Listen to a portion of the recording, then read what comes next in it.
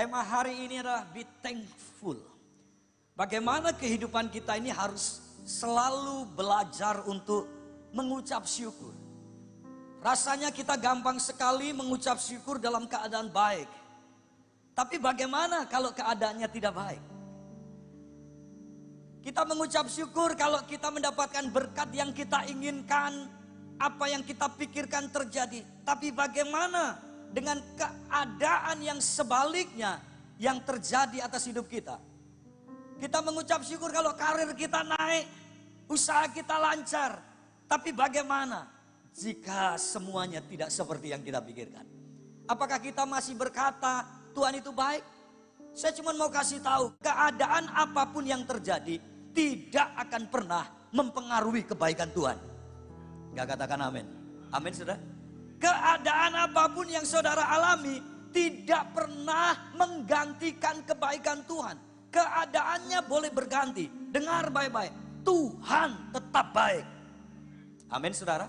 Oleh sebab itu kenapa sih orang Kristen itu harus mengucap syukur? Ada 3 alasan penting. Yang pertama begini saudara. 1 Tesalonika 5 ayat yang ke-18. Ya. Alkitab berkata begini, mari kita baca bersama-sama. 1, 2, 3. Mengucap syukurlah dalam apa? Segala hal. Katakan sama-sama, segala hal. Oke, kalau segala hal itu baik, enggak baik, kurang baik. Terus, sebab itulah yang apa saudara? Dikehendaki Allah dalam siapa? Kristus bagi kamu. Rupanya alasan yang pertama saudara. Mengucap syukur itu Tuhan mau. Tuhan ingin. Kehendak Tuhan. Jadi waktu saudara tidak mengucap syukur, Anda sedang ada di luar kehendak Tuhan. Gak ada yang amin. Karena kehendak Tuhan yang saudara pikirkan itu yang enak aja. Tapi dengar baik, waktu Anda tidak bisa mengucap syukur, Anda sedang tidak ada dalam kehendak Tuhan. Orang Israel kenapa perjalanan dari Mesir ke Yerusalem itu secara manusia hanya bisa dicapai waktu paling maksimal 25 hari. Karena jaraknya 800 kilo saudara. Kenapa orang Israel harus muter-muter 40 tahun? Kalau itu naik pesawat cuma butuh 1 jam. Naik bus kurang lebih 10 jam. Jalan kaki 25 hari. Tapi kenapa bangsa Israel 40 tahun muter-muter. Padahal lagu waktu itu belum muncul. Putar ke kiri, itu belum ada. Tapi bangsa Israel muter-muter saudara. Karena gak bisa mengucap syukur. Dia ngomong gini, kembalikan aku ke Mesir. Di sana makanan lebih enak. Buat apa kami ke sini? Dia sedang di luar kehendak Tuhan. Orang yang di luar kehendak Tuhan, dengar. Dia sedang mempersulit dirinya sendiri. Amin sudah. Orang yang sedang ada di luar kehendak Tuhan, dia sedang mempersusah masa depannya sendiri. Makanya ikut Tuhan tuh nyeri-nyeri sedap. Ikut kehendak Tuhan tuh gak selalu apa yang seperti kita inginkan dan harapkan. Karena sebenarnya rencana Tuhan tuh jauh lebih baik daripada apa yang sudah pikirkan. Waktu saya nikah ada satu lagu yang saya nyanyikan. Apa yang tak pernah dilihat mata. Terus. Yang tak pernah didengar telinga. Apalagi yang tak pernah timbul di dalam hati, semua disediakan. Bagi siapa? Orang yang mengasihi Tuhan itu orang yang belajar dalam kehendak Tuhan. Itu alasan yang pertama kenapa kita mengucap syukur. Lihat yang kedua. Alasan mengucap syukur, yuk baca ayatnya. 1, 2, 3, 2 Tesalonika 1 ayat 3. Kami wajib selalu mengucap syukur kepada Allah karena saudara-saudara dan memang apa? Kalau yang pertama mengucap syukur itu kehendak Allah, kehendak Tuhan. Yang kedua, kewajiban umat Tuhan. Kata wajib itu nggak bisa ditawar. Pengendara motor wajib pakai helm. Waktu Anda nggak pakai helm, apa yang terjadi? ada polisi, apa yang terjadi? Anda ditangkap. Kalau kita tidak melakukan konsekuensinya, kita akan dapat hukuman. Ada kata wajib, kami wajib. Jadi mulai hari ini mengucap syukur itu apa? Kalau istrimu mulai bersungut-sungut, Pak, kasih ayat ini. Ma, ingat. Kalau suamimu mulai bersungut-sungut karena Anda masak tempe terus ngomong sama suami, Pak, wajib. Saudara, wajib. Katakan wajib. Kewajiban Anda suka, Anda nggak suka, harus diikuti. Anda nggak pengen ataupun pengen, harus Anda lakukan. Itu kata wajib. Makanya orang Kristen tuh wajib serupa Kristus. Itu panggilan. Mau nggak mau, saudara kalau ngaca harus mirip Yesus. Hidupmu mirip Yesus. Karena semakin kita mirip Yesus, kita semakin ringan hidupnya, saudara. Menjalaninya itu. Jadi waktu menderita kita ngomong gini, enak ya, Tuhan Yesus juga menderita. Yesus harus berjalan 700 meter jalan Via Dolorosa. Waktu kita pikul salib, kita akan berkata, wah, karena mirip Yesus harus mengucap syukur. Kehidupan kekristenanmu itu tidak boleh berhenti di Via Dolorosa, tapi berhentinya di Golgota. Di mana Golgota? Golgota itu Bukit Tengkorak. Kenapa Bukit Tengkorak? Karena ketika engkau bisa mengucap syukur, ketika dagingmu mati, di Bukit Tengkorak tidak ada daging yang hidup. Kenapa orang Kristen itu nggak bisa mengucap syukur? Karena dagingnya yang dominan. Manusia dagingnya yang dominan, Bapak Ibu. Makanya dikit-dikit marah, komplain. Dagingnya. Waktu masih ada daging kita masih bisa teriak, Pak. Sakit, aduh. Tapi waktu kita sisa tulang belulang gak bisa ngomong apa-apa. Orang yang sudah mati, mau Anda ganggu kayak apapun, dia gak akan bangkit. Kalau bangkit Anda yang mati. Betul? Coba orang mati di peti, diidik-idikin. Dia nari, joget. Anda yang pingsan, saudara. Orang yang sudah mati diapain aja. Mau dikremasi, enggak dikubur. Betul enggak? Enggak teriak. Tapi coba orang yang hidup. Bengok-bengok, Pak.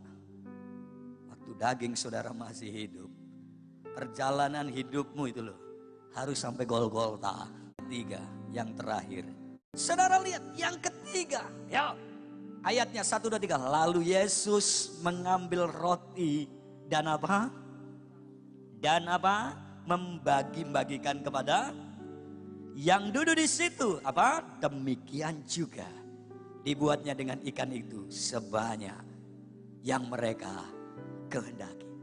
Saudara, mengucap syukur. Yang ketiga alasannya karena dengan mengucap syukur membuka berkat-berkat Tuhan. Waktu Yesus bertanya kepada Filipus, Filipus, murid-murid, iki orang yang ikut pengajaran wis mangan urung? Urung Tuhan. Mereka kelaparan Tuhan. Tapi mereka mikir, wis kon mulai wae. Mentalitas orang-orang itu gini, kon mulai ngerepoti. Kalau ada jemaat ngerepoti pemimpin itu sudah biasa Pak Gembala ya. Kon mulai. Yesus ngomong apa? Kamu harus memberi mereka. Halo? Yang memberi makan itu siapa? Tuhan Yesus atau kamu? Ayat itu. Nah, sing kei makan gembalaan itu kamu. Kejebak nih. Kamu harus memberi mereka makan. Apa yang ada padamu? Saya suka gaya Yesus. Yesus itu selalu memakai yang ada pada kita, bukan yang gak ada pada kita. Apa yang ada padamu? Waktu dia ketemu Musa. Musa, apa yang ada padamu? Tongkat. Ya wes, pakein gue. Banyak manusia, banyak orang Kristen gitu. Sing ora ono dia anak-anak ke. Hati-hati. Sing raono dianak-anake. Terakhir stres dhewe. Wis stres ngomong gembalane nyalahke Gusti Allah. Tuhan iki piye? Nek duwene motor mengucap syukur dengan motor. Kita ini sering ini, Tuhan pakai kami sampai bangsa-bangsa.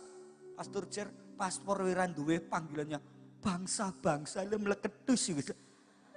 Arek lewat ngendi nglangi loh. Ya. Nak Malaysia nglangi ya. Tapi doanya pakai kami apa? Bangsa-bangsa. Wis tonok Sleman sik ae. Sing ora butuh paspor. Waktu mereka lapar Tuhan angkat dan mengucap syukur. Lagu sekolah minggu hari jadi trending topik. 5 roti dan 2 ikan. Tuhan Yesus yang makan 5. Itu ada bahasa Indonesia Timur. Laki-laki. 5.000 orang. Laki-laki. Karena belum dihitung perempuan dan anak-anak. Betul gak? Ada ayatnya. Laki-laki tok sing ditulis. 5.000. Sisa. Saya tanya. Sing sisa apa nih? Yohanes pasal 6 lihat ya. Ini loh saudara. Nah, lalu Yesus mengambil roti mengucap syukur dan membagi-bagikannya kepada mereka yang duduk di situ. Ya, ayat 13. Maka mereka mengumpulkannya dan mengisi 12 bakul penuh dengan potongan-potongan dari kelima roti cilik yang lebih setelah orang makan. Iwake ora ono sisane, Pak. Sing sisa mung rotine. Loh kenapa sisa rotine, Pak? Anda tahu alasannya enggak? Loh jelas Pak, modale we iwake loro, rotine 5. Ya bener Pak, sing sisa roti. Masuk akal, tapi enggak alkitabiah. Kadang-kadang yang masuk akal enggak selalu alkitabiah. Lihat nih loh, ini loh ada ini. Dibuatnya ikan itu sebanyak. Waktu roti dibagi mereka enggak komentar. Terima aja. Bam. Ini roti. Bagi. Tapi waktu iwak. Cukup. Waktu Anda bilang cukup sama Tuhan. Selesai. Tuhan enggak bikin sesuatu buat Anda. Sebanyak. Ada kalimat itu. Yang mereka kehendaki. Wow. Saya mau kasih tahu saudara. Waktu saudara mengucap syukur, mungkin belum mengubah kondisi Anda, tapi sudah mengubah situasi hati Anda. Banyak orang pengen mengubah keadaan, tapi ubah hati dulu, ubah sikap dulu. Karena saya percaya waktu sikap dan hati kita berubah, paling gampang Tuhan mengubah keadaan. Tapi orang paksa berubah keadaan dulu, kalau hatinya belum siap. Makin kacau Pak. Waktu miskin dikasih berkaya, hatinya belum siap. Tidak makin cinta Tuhan, makin jauh dari Tuhan. Ya kan? Pastikan waktu saudara mengucap syukur Tuhan, aku mau hatiku berubah. Keadaan kita percaya. Waktu hatimu sudah berubah, sangat gampang Tuhan mengubah keadaan. Tapi kalau saudara mencoba mengubah keadaan hatimu belum siap, berantakan Pak, saya kasih tahu. Banyak kenapa? Orang Kristen makin kaya gak makin cinta Tuhan. Karena hatinya belum siap. Waktu hatinya belum siap berkat turun Pak. Shock. Saudara mari kita belajar. 3 kebenaran loh. Kehendak Tuhan. Mengucap syukur. Katakan kehendak Tuhan. 2. Kewajiban umat Tuhan. Katakan kewajiban umat Tuhan. Membuka berkat-berkat Tuhan. Wah itu baru pembukaan khotbah saya. Nah bagaimana? Orang yang mengucap syukur. Itu orang yang punya ciri atau tanda dalam hidupnya. Apa sih tandanya orang yang bisa mengucap syukur itu? Yuk kita baca. Supaya kita membaca Alkitab di dalam kitab 2 Timotius pasal 4 ayat 1 sampai 8. Ya, 2 Timotius pasal 4 ayat 1 sampai 8. Ya, 2 Timotius surat penggembalaan. Ini ditulis di masa akhir hidup Rasul Paulus, bagaimana dia dipenjara di Roma dalam pemerintahan Nero yang sangat bengis. Dia ada di penjara, mengalami siksaan, dan nulis surat ini kepada anak rohaninya yang bernama Timotius. Saya baca ayat 1-2, Bapak Ibu 3-4, 5-6 saya, 7-8. Bapak Ibu, penuhilah panggilan pelayananmu di hadapan Allah dan Kristus Yesus yang akan menghakimi orang yang hidup dan yang mati. Aku berpesan dengan sungguh-sungguh kepadamu demi penyataannya dan demi kerajaannya. Beritakanlah firman, siap sedialah, baik atau di bawah waktunya. Nyatakanlah apa yang salah, tegurlah dan nasilah dengan segala kesabaran dan pengajaran. 3-4 Anda, 1, 2, 3.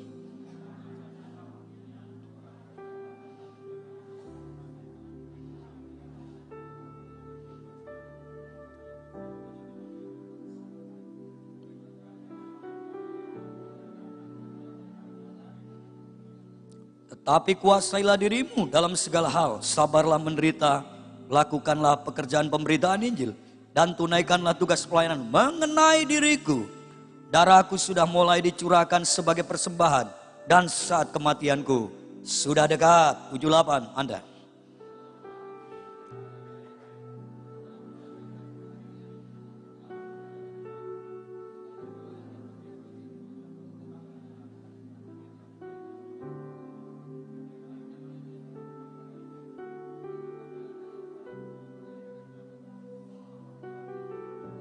Katakan amin. Nah, kita harus belajar dari Rasul Paulus. Sekalipun dia sedang ada dalam tawanan dan penjara, diikat, disiksa, tapi orang ini mengajarkan kepada anak rohaninya, bahkan kepada umat, untuk senantiasa mengucap syukur. Nah, orang yang mengucap syukur tandanya ada 3. Yang pertama, orang yang mengucap syukur adalah tetap mengucap syukur di tengah ketidaknyamanan. Katakan, tetap mengucap syukur di tengah ketidaknyamanan. Saudara lihat ayat yang kedua berkata begini, beritakanlah firman, siap sedialah, baik atau tidak baik waktunya. Nyatakanlah apa yang salah, tegurlah dan nasihatilah dengan segala kesabaran dan pengajaran. Saudara, kalau semuanya nyaman, Anda mengucap syukur itu jauh lebih mudah, jauh lebih gampang.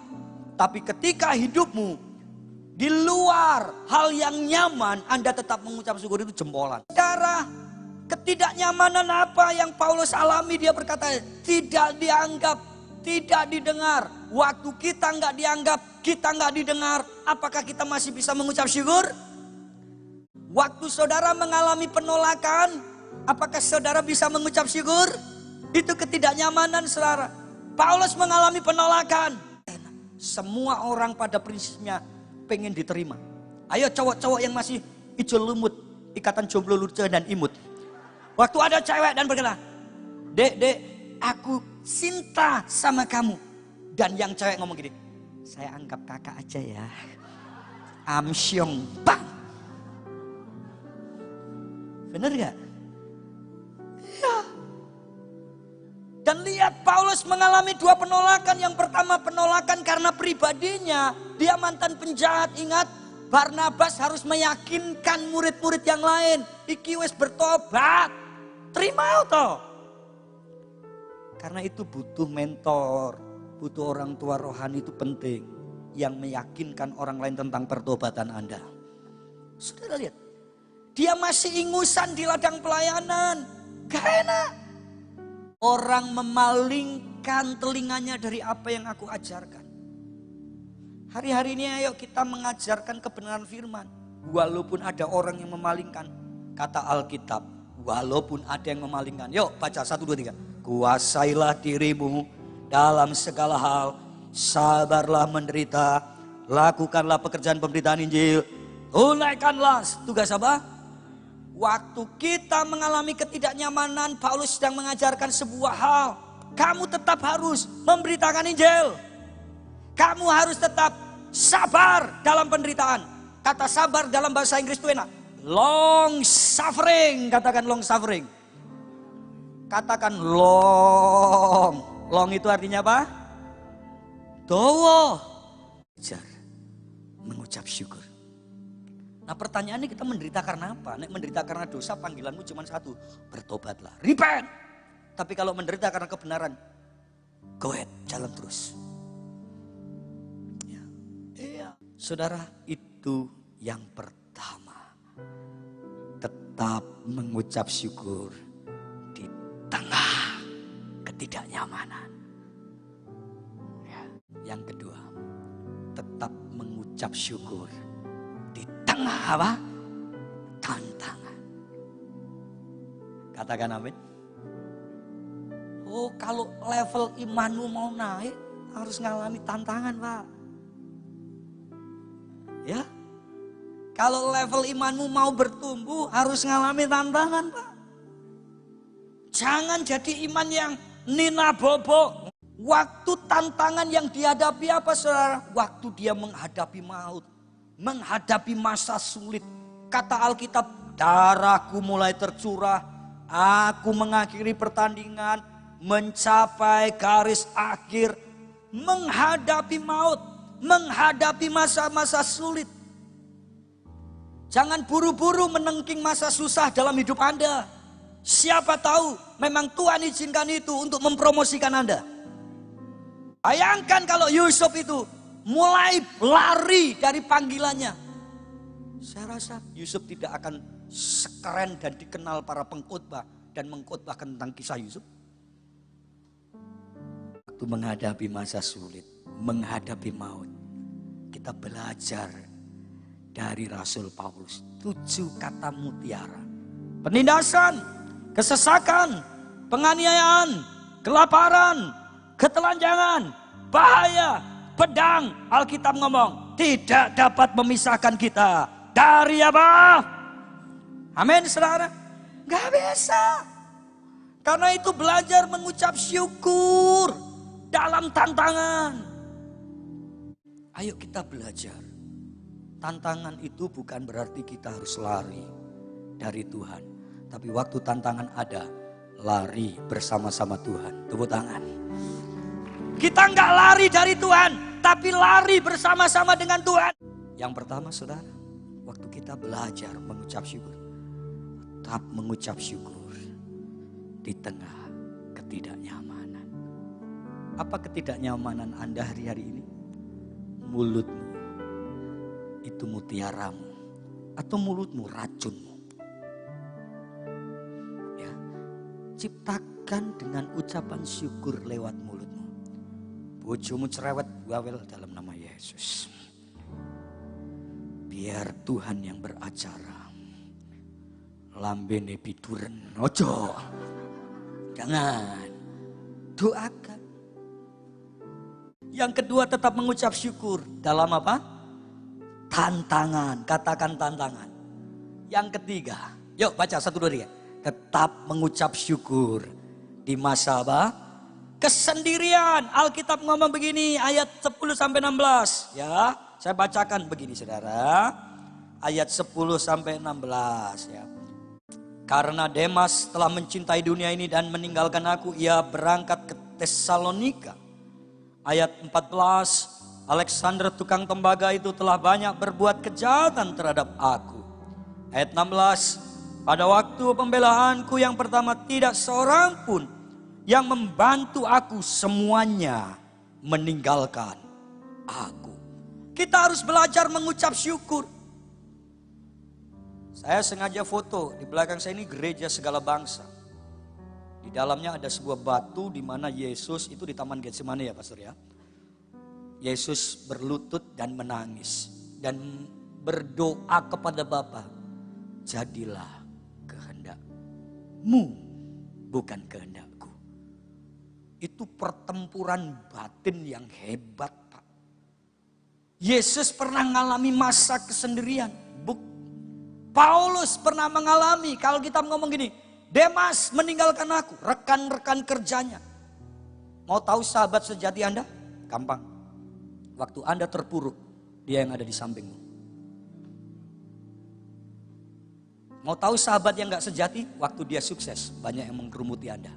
Tapi waktu sudah tiarap dalam semua hal, dia yang ada di sampingmu, itu sahabat sejatimu. Saya pesan ya, kalau ada orang yang kayak gini sama Anda, jangan pernah khianati dia. Yang sudah menikah, waktu suamimu terpuruk dan istri tetap situ, waktu engkau sukses suami, jangan pernah khianati dia. Karena banyak suami, ketika istrinya yang menolong dia dalam kesusahan, di puncak karirnya, dia tinggalin istrinya. Habis, saudara. Amin, saudara. Suami-suami juga demikian. Waktu orang yang dekat dengan Anda di masa paling sulit. Dan lihat, Paulus di penjara. Paulus mengalami masa sulit. Demas tinggalkan dia. Alexander tinggalkan dia. Orang-orang di sampingnya tinggalkan. Ada Titus, ada Timotius yang selalu dekat dengan dia. Hari ini kita belajar. Ada masanya kita ngalami masa-masa sendirian. Paulus pernah ngalami masa sendirian bukan hanya waktu ini.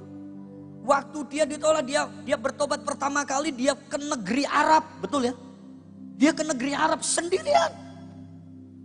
Dia sendirian di sana. Bergumul. Pergumulannya Paulus apa di sana? Bukan cari pengetahuan, tapi cari pengenalan akan Tuhan. Karena secara pengetahuan Paulus sudah apa? Jago. Muridnya Gamaliel. Zaman itu nggak ada orang yang utaknya sehebat Paulus. Mau ngomong dan berdebat sama Paulus habis.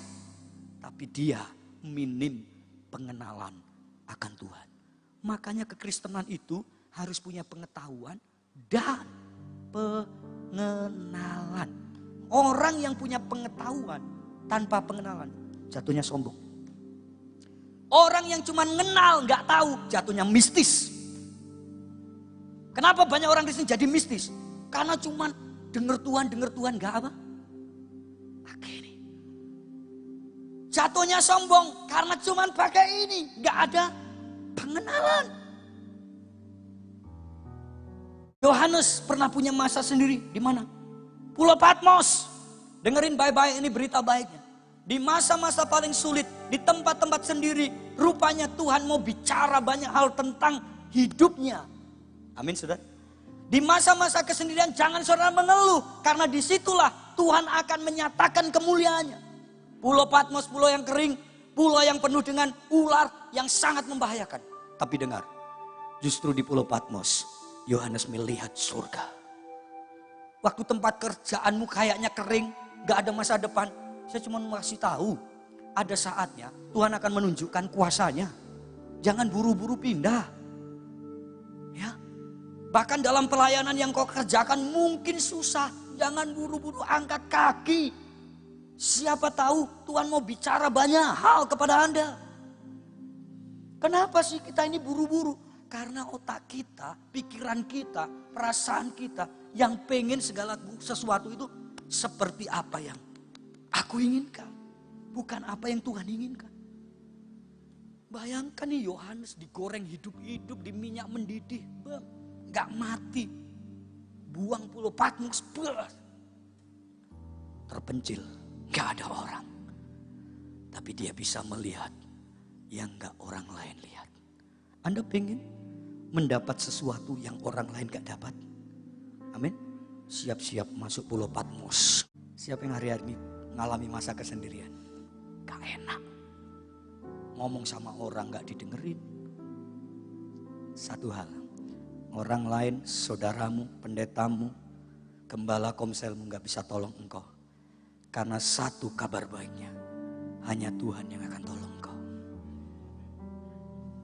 Amin Bapak Ibu. Hanya Tuhan yang akan tolong saya dan Anda. Orang lain gak mau bicara dengan engkau karena engkau punya persoalan. Saya kasih tahu. Memang Tuhan sedang bicara dengan engkau. Buka telinga. Hari ini mari kita belajar mengucap syukur.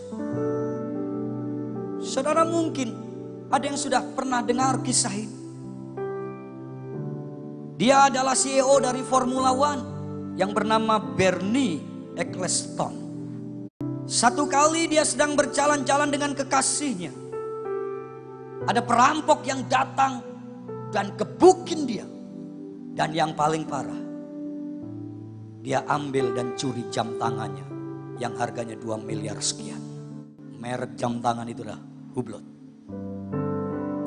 Tapi tahukah saudara, waktu dia mengalami masa itu, dia nggak mengeluh. Malah dia bawa anak buahnya bilang ini, tolong fotoin aku.